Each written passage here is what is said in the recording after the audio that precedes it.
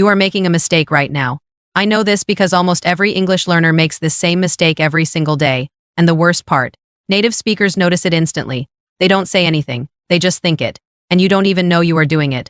So stay with me for the next 10 minutes because I am going to fix the most common and most embarrassing English mistakes that are killing your fluency right now. If you watch this full video, I promise you, your English will never be the same again. Let's go.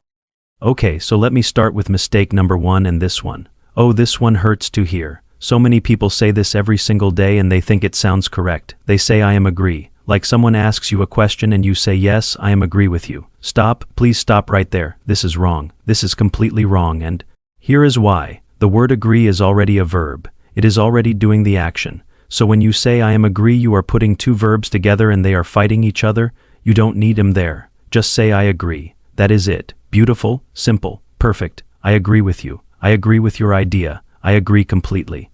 The memory trick is this. Think about the word agree like the word want or like. You never say I am want or I am like. You just say I want and I like. Same thing, I agree. Say it with me right now. I agree. Good. Remember that forever.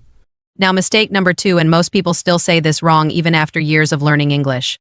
This one is about third person singular and listen carefully because this is so important. People say he go to school every day, or she work in a hospital, or my friend live in London. All of these are wrong when you are talking about he or she or it. You must add an S to the verb. Always, every single time. He goes to school. She works in a hospital. My friend lives in London. The rule is simple. He, she, it always gets an S. The memory trick I want you to use is this. Imagine the S is like a little gift you give to he and she. They always need that. Gift? Don't forget their gift. He goes. She runs. It works. Comment yes right now if you understand this rule. Seriously, write yes in the comments. I want to see how many of you are still watching.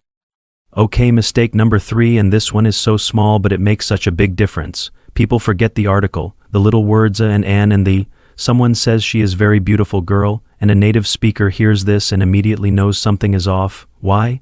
Because in English, when you talk about one singular thing you need a or an before it, she is a very beautiful girl. That tiny word a makes the sentence complete. It makes it sound natural. It makes it sound fluent. The memory trick is this. If you can count it and it is one of something, it probably needs a or an before it. One girl, a girl, one apple, an apple, one idea, an idea. Don't skip these small words. They are tiny but they are powerful. Huge difference in how you sound. Don't skip this next one.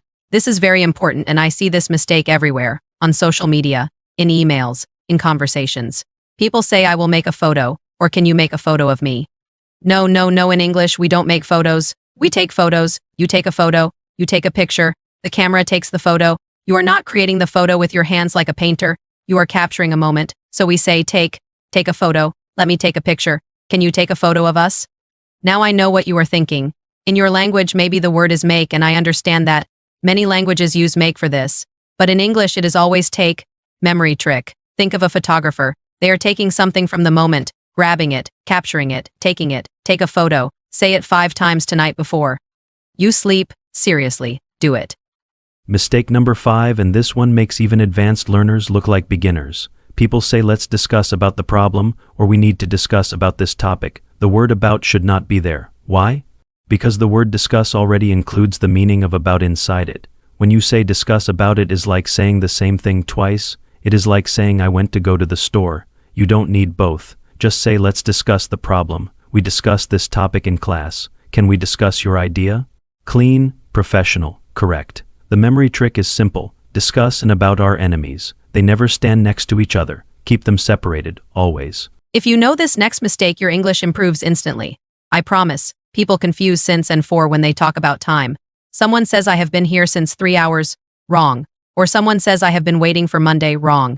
Here is the difference. For is used with a period of time, a duration, like 3 hours, 2 weeks, 5 years. Since is used with a point in time, a specific moment, like Monday, yesterday, 2020. So you say I have been here for 3 hours, and I have been waiting since Monday, for duration. Since specific point, for and duration both have 4 letters. That is your memory trick. For, 4 letters. For a period of time, try it. I have lived here for 2 years. I have been learning English since 2022. Perfect. Okay, mistake number 7, and this one is a little embarrassing to say out loud, but we must talk about it. People say I am boring when they mean they have nothing to do. This class is so boring and I am so boring. Wait, if you say I am boring, that means you are a boring person. That is an insult to yourself. What you want to say is I am bored. There is a big difference. Boring describes the thing that causes the feeling. Bored describes how you feel. The movie is boring. I am bored watching the movie. The homework is boring. I am bored doing the homework. So never say I am boring unless you really mean that your personality puts people to sleep. Memory trick, ed at the end means you feel it.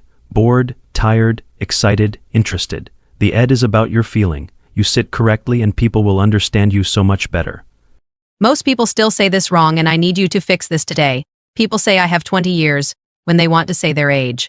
Hello, I have 20 years. This is a direct translation from many languages including Spanish and French and others. But in English we don't have an age. We are an age. You say I am 20 years old. She is 35 years old. He is 8 years old. We use the verb to be for age in English, not have. You are your age. You are not holding your age in your hands like something you have. I am 20 years old. Simple, clean, correct. And please also remember to add years old at the end. Not just I am 20. You can say that in conversation, but the full correct way is I am 20 years old. Pause the video right now. Seriously pause it. I want you to look at this sentence and I want you to correct it in your head before I tell you the answer. The sentence is, he don't like pizza. Take 5 seconds. Think about it. What is wrong? What should it be? Okay, ready? The answer is he doesn't like pizza. Remember rule number 2 from earlier? He, she, it always gets something special. In negative sentences with do not, you change do not to does not for he, she, and it. He doesn't like pizza. She doesn't want to come. It doesn't work. The word does is already doing the work for he and she, so you don't need to add s to the main verb. He doesn't like, not he doesn't. Likes, just he doesn't like. This trips up so many learners, but now you know it. Last mistake, and I saved a very interesting one for the end. People say I am tired since yesterday or I am living here since 2 years. In English, when you use since or for to talk about something that started in the past and is still happening now, you must use have been. This is the present perfect continuous tense. Don't be scared of that name. Just listen to the pattern. I have been tired since yesterday. I have been living here for 2 years. She has been studying English for 6 months. The have been shows that the action or feeling started in the past and is still going on right now. If you just say I am tired since yesterday, it sounds broken. It sounds incomplete. Have been is the bridge between past and now. Use it. Love it. Practice it every single day. Okay, let us do a quick recap because I want this to stay in your brain forever. 1. Say I agree, not I am agree. 2. He, she, it always gets an s, he goes, she works. 3. Don't forget the article. A beautiful girl, not beautiful girl. 4. Take a photo, not make a photo. 5. Never say discuss about, just say discuss. 6. For is for duration. Since is for a specific point in time. 7. I am bored means you feel bored. I am boring means you are a boring person. 8. I am 20 years old, not I have 20 years. 9. He doesn't like, not he don't like. 10. Use have been for actions that started in the past and continue now. You just fixed 10 mistakes in 10 minutes. Your English right now is better than it was 10 minutes ago. That is a fact. I am so proud of you for watching until the end because most people click away, but you stayed. And that is exactly why your English is going to improve faster than everyone else. Now your job is simple. Go back and watch this video one more time tomorrow. Practice these sentences out loud, not in your head, out loud. Your mouth needs to practice too. If this video helped you even a little bit, please subscribe right now because every single day I am putting out videos exactly like this one that fix your English fast and make you sound more fluent, more confident, and more natural. The next video I am making is going to fix your speaking fluency, the specific mistakes that make you sound unnatural when you speak. You do not want to miss that one. Click subscribe, hit the bell, and I will see you in the next video. Keep going. Your English journey is just getting started and the best part is still ahead.